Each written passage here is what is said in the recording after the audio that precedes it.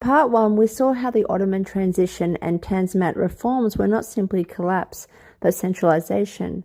For Lord Palmerston, the logic was clear. To control the Ottoman Empire was to control the world's trade routes.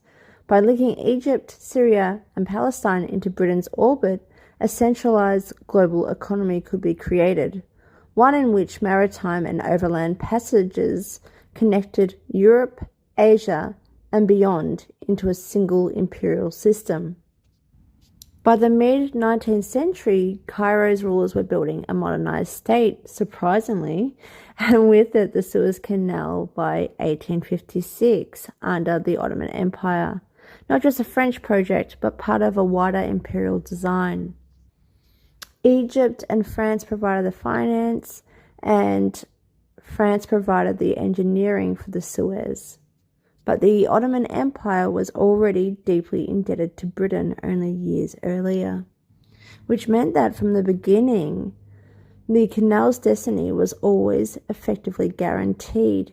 It was a soft power takeover plan, and it was certain Britain would ultimately buy out Egypt's shares, a financial inevitability baked into the project itself. Making Egypt into a trade hub in the 1860s and 1870s during this time of the Suez drove them into a state of bankruptcy. By the mid-1870s, international commissions backed by Britain and France, of course, dictated revenue collection and spending. This was not conquest in the traditional sense, but imperial centralization through administration and debt. Britain already governing Egypt's machinery of state long before any flag changed.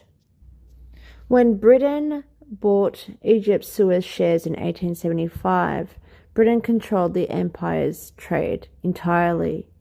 After the 1881 to 1882 uprisings, the Royal Navy intervened, not to annex Egypt, but to confirm control already in place.